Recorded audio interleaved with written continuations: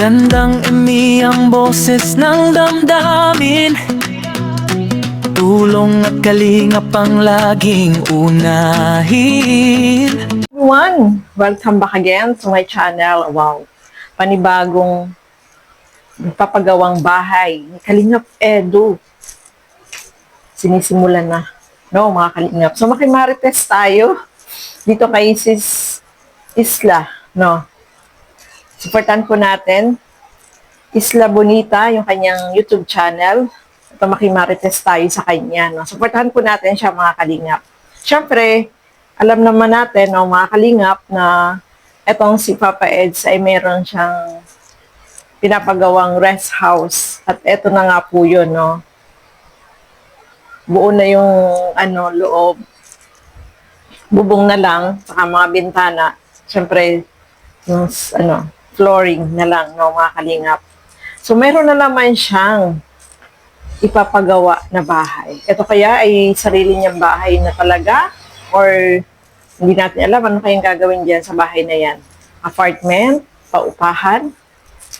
So, grabe, no, mga Kalingap. Kahit na ganito yung nangyayari, na alam natin at sobrang na-stress, affected itong si Papa Eds, pero ayan, nagpapagawa na uli siya ng isa pang panibagong bahay. Hindi natin alam kung bahay niya or paupahan. Ito, panoorin natin. Ayan, panoorin po natin itong video na to, mga Kalingap.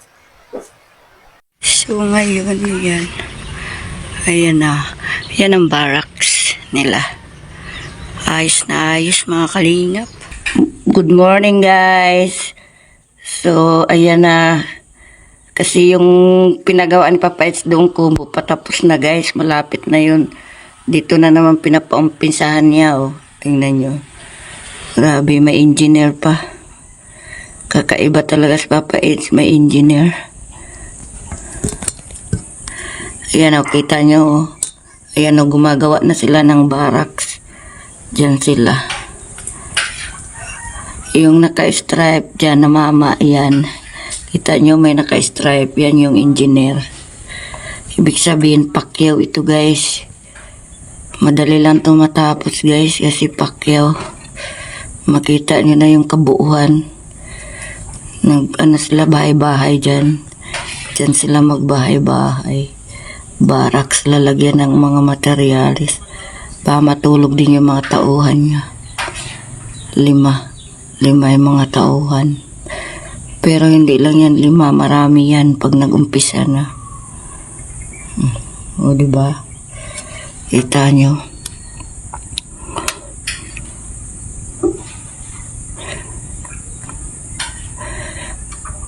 Lalong lumala ang isyo, lalo namang lumala ang blessing. Diba na ngayon may mga issue. Grabing issue. Pero lalong nagkakaroon ng blessing, guys. Yun nga ang kasabihan. Pag-itik ka sa bunga, kailangan kang atakin pababa. Pero hindi papayag ang Panginoon, guys, na ganun. Pero matagal na rin to, itong matagal na rin yan. Yung gawa na yan. Natambay lang. Siguro nag-iipon pa ng lakas. Nag-iipon ng kaperahan ang papa natin, guys. O, diba? Grabe ang init. Dito lang ako sa loob ng bahay. Kitang-kita naman yan sila. So, abangan na lang natin, guys, kung anong klaseng bahay pagawa ni Papa Eds. So, ayan po, no, nakita natin yung katabi lang nila, nila Isla yung, na yan, yung lupa na pagtatayuan ng bahay ni Papa Eds. No, mga Kalingap, meron na siyempre bakod yun. At, sinisimula na rin, may barracks na. So, ibig sabihin, itong pabahay na to is sisimulan na, no. Tama yun, no, kasi habang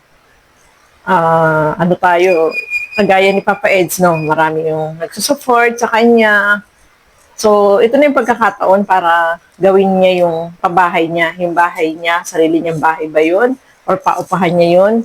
Hindi po natin alam, no, mga kalingap. Basta abangan na lang natin. So, ito yung tamang time, no, na kahit na marami yung nambaba sa kanya, yung mga pangyayari ngayon, pero grabe yung blessing, no, mga kalingap. At ayan po, papagawa na ulit siya ng panibago. Yung isa po kasi, isa na yun, parang rest house na pwede niyang gawing ano yun, parang mini farm, no, mga kalingap. So, itong pangalawa na papatayo niya, yun ang hindi pa natin alam. Hindi pa rin, wala namang nabanggit pa si Kalingap Edo kung itong bahay na to ay sarili niya bang bahay na ipapagawa, upa-upahan, or ano pa man. So, hindi natin alam, no, mga kalingap. So, tama yan, no. Habang ito, malakas pa yung kinikita, meron pang income. So, pagkakataon na para maituloy itong pagpapagawa niya ng bahay, no, mga kalingap. Kasi, alam natin, ang pag-YouTube naman po ay hindi yan panghabang buhay na malakas, di ba? May time naman talaga na hihina, lalakas. Ganon po sa sa YT. Yung views kasi sa YT, minsan may buwan na sobrang hina, may buwan na malakas, may buwan na tama lang, may buwan pa nga na kagaya ng mga reactor na hindi naman every month na sumasahod, no, mga kalingap. So, ito yung pagkakataon para kung mayroon kang mga binabalak na gawin, gawin mo na. Huwag mo nang patagalin pa. Kagaya ni Papa Joms, no, mga kalingap. Grabe yung bahay niya, no? Nakita naman po natin talagang ilang milyon na yon, 2 million plus na nagagastos niya. So, syempre, sabi nga niya, nag-ipon siya. At saka habang ganyan nga, yung nangyayari na talagang malakas yung views mo, gawin mo na. Huwag mo nang patagalin pa. Kasi kapag wala nang nanonood sa'yo, paano ka pa magpapagawa ng bahay, di ba? So, ito na yung time para yung mga pangarap mo na kagaya niya na bahay, maipatayo mo na habang marami pang nanonood sa'yo. Kasi ang viewer po, hindi naman po yan habang buhay nandiyan sa'yo nanonood, no, mga kalingap. Hindi mo alam kung marami pang manonood sa'yo o mamaya ilan-ilan na lang, di ba? Ganun po kasi sa sa YouTube, hindi siya everyday na talagang marami yung nanonood. So, ayan, good luck kay Kalingap Edo. Kahit na maraming mga pagsubok na dumating sa buhay niya, ayan na, yung mga pangarap niya, unti-unti na niya tinutupad. At ang tanong, kasi marami ako nababasa doon ng mga comment, ang tanong, sino kayang ititira doon ni Kalingap Edo? So, maghanap na siya ng tamang babae para sa kanya. Sabi nga ni Kalingap Rob, mag-asawa na siya. Dapat makahanap siya na yung babae na talagang uunawain siya, mamahalin siya, at maintindihan kung ano yung ginagawa niyang pagcha-charity, no, mga kalingap. Kasi, syempre, dapat, din yung mapapangasawa ni Kalingap Edo, yung talagang maintindihan din niya kung ano yung trabaho na ginagawa ni Kalingap Edo. No, mga kalingap, bakit ba tayo napunta sa pag-aasawa? Syempre ganun, no, magpapagawa ng bahay. So, asawa na yung kasunod. Ilang taon na si Kalingap Edo, di ba? Nasa 30 na siya. So, tama ba 30? Kung hindi ako nagkakamali, just comment lang kung 30 or 30 plus na si Kalingap Edo. So, ito na yung tamang panahon, no? Kasi nagkakamute siya. So, gawin na niya yung mga pangarap niya, especially yung pagpapagawa ng bahay. Huwag na niyang patagalin pa. Kasi ito yung tamang panahon. Kasi marami pang nanonood sa kanya. Ay, pag wala nang nanood, lalong hindi na siya makakapagpagawa ng bahay, di ba? So, ayan na.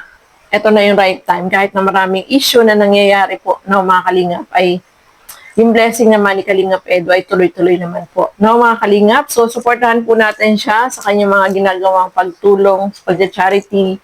At syempre, supportahan din po natin Bal Santos Matubang, Kalingap Rob at Edno Vlog. Ang inyong lingkod, si Kalingap Edo, si Isla Bonita, ayan, supportahan po natin, mga kalingap. So, ayan po, maraming salamat sa inyong walang sawang panonood at pagsuporta dito sa aking mga ginagawang reaction video. Siyempre, sa lahat po ng mga Kalingap partners, Kalingap reactor, supportahan po natin yan. Mga kasama ko po sa Karaba, Teacher N, Kalingap Noli, Angie De Vera Vlog, Darlene Vlog, supportahan po natin mga kalingap. So ayan po, maraming salamat at hanggang sa muli, thank you and God bless sa atin lahat. Bye-bye po!